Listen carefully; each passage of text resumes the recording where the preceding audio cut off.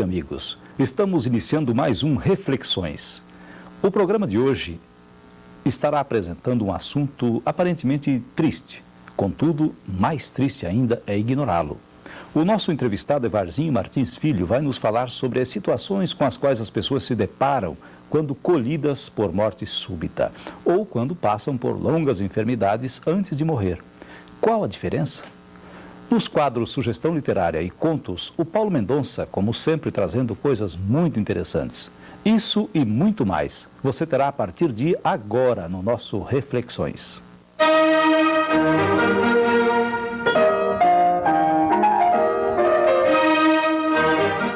No Evangelho de João, capítulo 12, versículo 27, encontramos a seguinte fala de Jesus: Pai, salva-me desta hora, mas para isto vim a esta hora.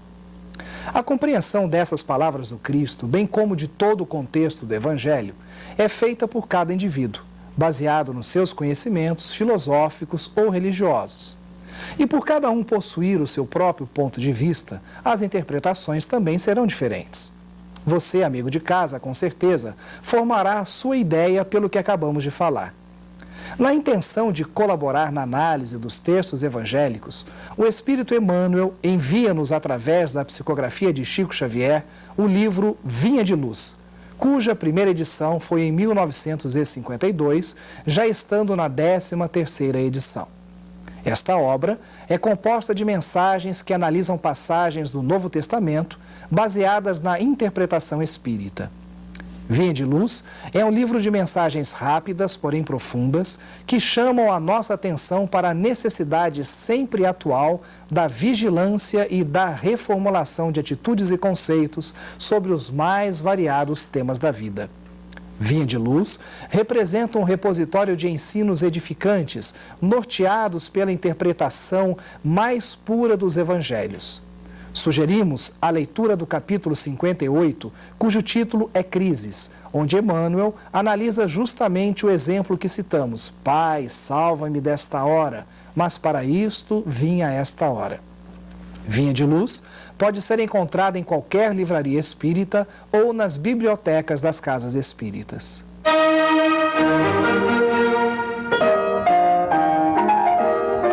O que é melhor para o espírito? O desencarne inesperado, abrupto, ou o desenlace lento, motivado por doenças sem previsões de cura? Segundo a doutrina espírita, o processo lento do desencarne, ocasionado por doenças prolongadas, auxilia o desligamento do espírito, proporcionando-lhe uma melhor condição de equilíbrio no retorno à vida espiritual.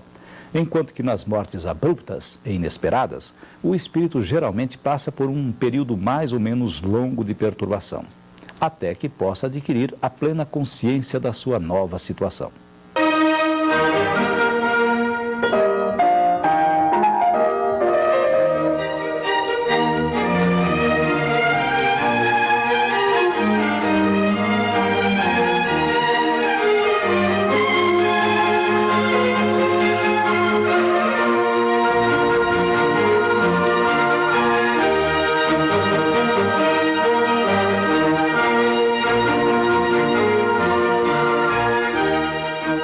Caía a tarde. No horizonte, grossas nuvens se formavam, anunciando grande tempestade. Antônio, um caixeiro viajante, conduzia sua mula carregada de quinquilharias e pensava: ó meu Deus, ajuda-me a encontrar um abrigo para passar essa noite, que demonstra será fria e úmida. Tenho confiança em que o Senhor não me deixará faltar o cantinho quente e aconchegante. Assim pensando, Antônio procura o melhor lugar para instalar um acampamento provisório.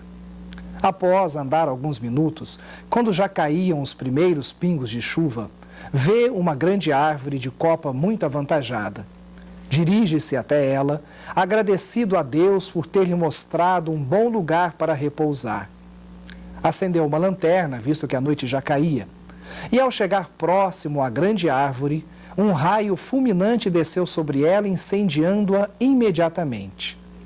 Nesse mesmo momento, Antônio, que tinha agradecido a Deus a dádiva do refúgio amigo, passa a gritar dizendo: ó Deus, por que tanta injustiça? Esse era o único abrigo nas proximidades. Agora terei que ficar ao relento, exposto ao frio e à chuva? Porque logo comigo, Senhor? E por não poder fazer mais nada, acomodou-se o melhor que pôde ao lado de sua mula e a muito custo adormeceu. Raiou o dia. O sol brilha majestoso. Antônio, ainda aborrecido, se levanta e, movido por uma curiosidade incontrolável, vai até a árvore queimada. E qual não foi sua surpresa ao notar que dentro do tronco da árvore, que parecera tão aconchegante na noite anterior, havia um ninho de cascavéis. Tomado então de grande remorso, por ter duvidado do auxílio divino, eleva seu pensamento a Deus, agradecendo a ajuda que veio de maneira totalmente inesperada. E é com essa pequena história que aprendemos que Deus nos ajuda da maneira que realmente necessitamos e não como gostaríamos que Ele nos ajudasse.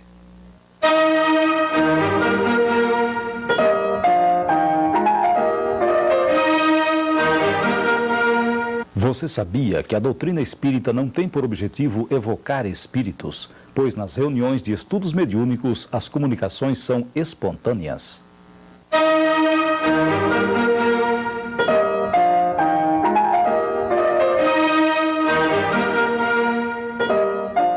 Está conosco hoje o Evarzinho Martins Filho, ele que é coordenador da equipe de expositores da Federação Espírita de Mato Grosso do Sul.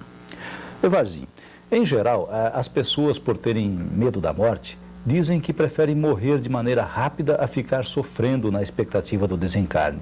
Vimos há pouco que a morte súbita acarreta perturbações ao desencarnado. Que tipo de perturbações são essas?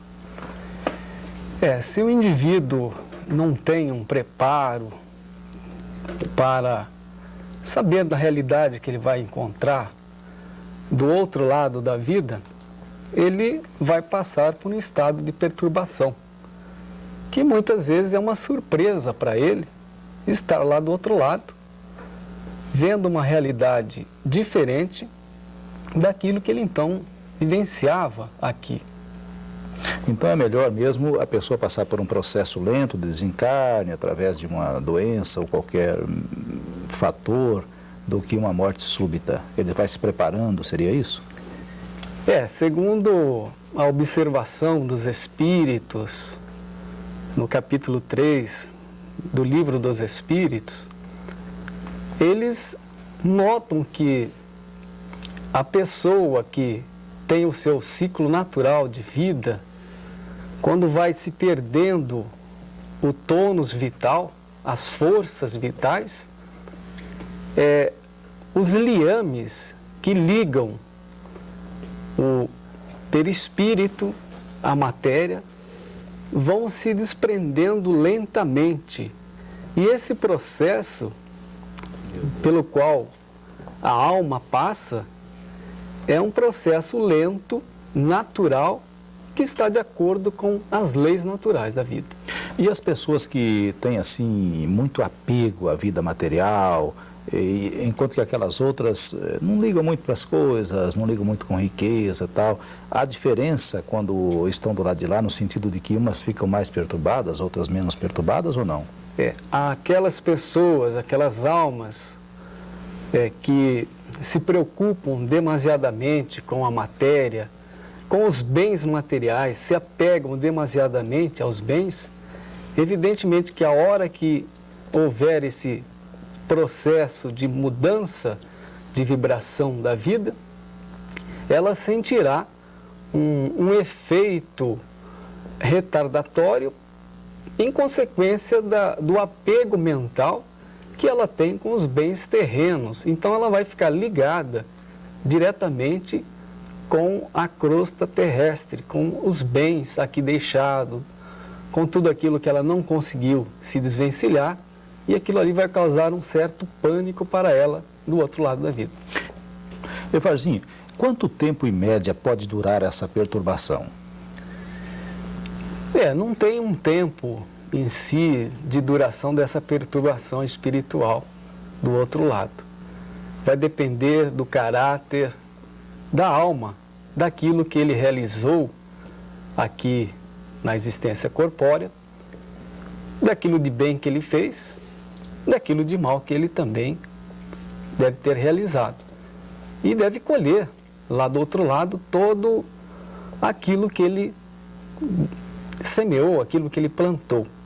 Pois é, mas esse apego, há pessoas menos apegadas, mais apegadas. Vamos supor uma pessoa que exerceu um cargo de autoridade muito importante, onde estava sempre em volta dela várias outras pessoas, subalternos e tal, digamos um rei, uma rainha. É claro que ela se apega ao poder, àquela vida. Isso demandaria maior tempo para ela se acostumar com a vida espiritual, onde ela naturalmente não vai ter nada dessas coisas? Quanto tempo? Anos, meses, séculos? Como que é isso? Existe uma certa relatividade, porque cada indivíduo tem um crescimento intelectual, um crescimento moral, os seus compromissos, e isso pode durar meses, anos, dias, e alguns séculos também, segundo a observação dos próprios espíritos.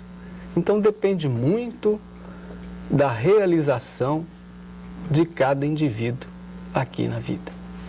Então, o negócio é ir se desapegando aos poucos das coisas materiais para a gente ficar mais tranquilo do lado de lá, não seria isso, Varzinho? Apesar de nós necessitarmos das coisas materiais, dos bens para a própria sobrevivência nossa no planeta, são conquistas que nós adquirimos.